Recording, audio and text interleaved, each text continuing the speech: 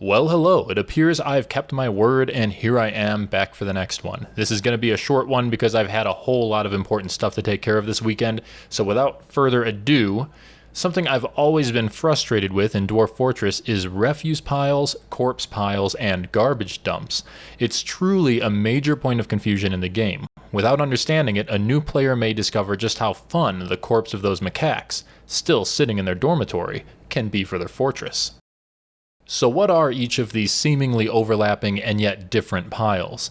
Well, let's start with the garbage dump. It's actually a zone. You can place a garbage dump by pressing I, then drawing a zone, and then with the zone selected, pressing D for garbage dump. This is the easiest one to explain as it follows very simple rules. Everything you designate for dumping is placed in the garbage dump. Everything you don't designate for dumping is not placed in the garbage dump, even if you personally consider it garbage. Dwarves can be quite the hoarders if not pushed to clean up after themselves. To designate something for dumping, you can look at it with K and then press D. A capital D will appear, illustrating that it is to be dumped. Once dumped, it will also be forbidden. Alternatively, you can press D to open the designations menu, then press B and then D again to designate all items in an area for dumping. Fun fact, you can also mass melt items in this menu. But be careful, because your dwarves will indiscriminately dump everything. According to the wiki, this also includes constructed furniture. There are other screens too where you can find the option to dump items, such as through the stocks list after pressing Tab to select individual items. I personally don't dump items often because I consider it an admission that my fortress is lacking proper stockpile arrangements.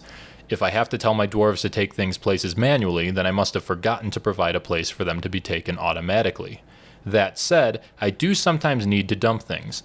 Also, it's extremely useful in other ways besides just clearing trash. You'll certainly come to see the utility in it as you explore more complex ways to manipulate your fortress. But for this video, let's move on to corpse piles. If we press P to make a stockpile, then we see our options for what kind of pile to make, including the corpse pile.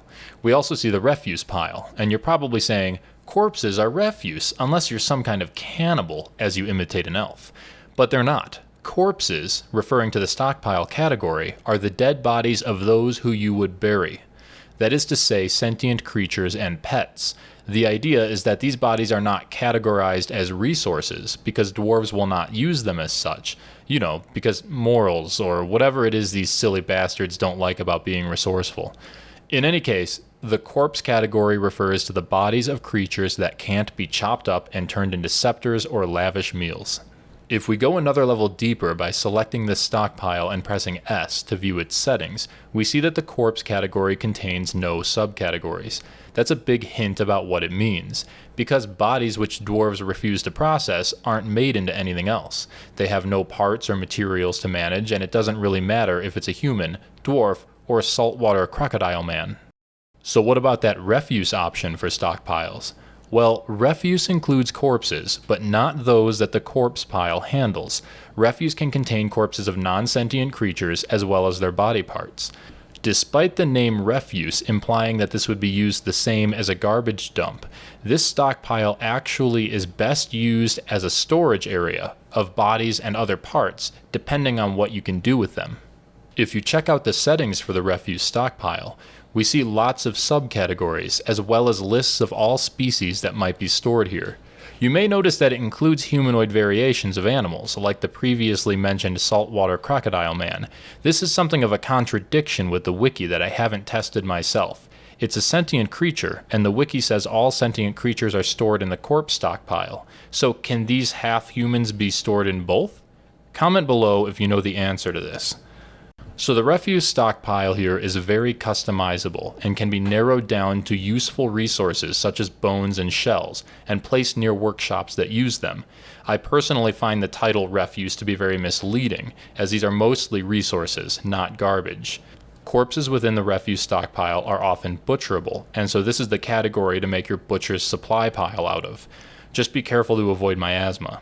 Also, be careful of enabling any kind of refuse in a stockpile with valued goods, as this will cause all items within the stockpile to experience decay over time.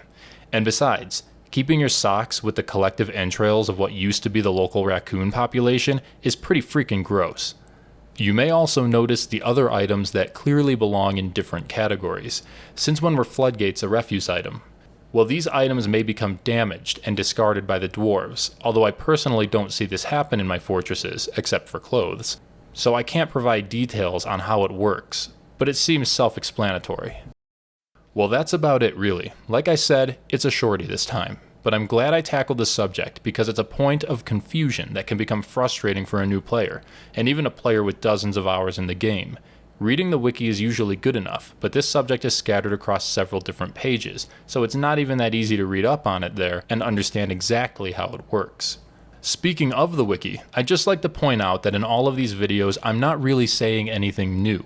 All of this information can be found, checked, and cross-referenced on the Dwarf Fortress wiki, which is extremely extensive. I don't make these videos based on the wiki, I make them based on my own application and understanding of the topics. That understanding has certainly been formed with the help of the wiki, but may be incomplete compared to it. It may also be different from how you wish to make use of these mechanics.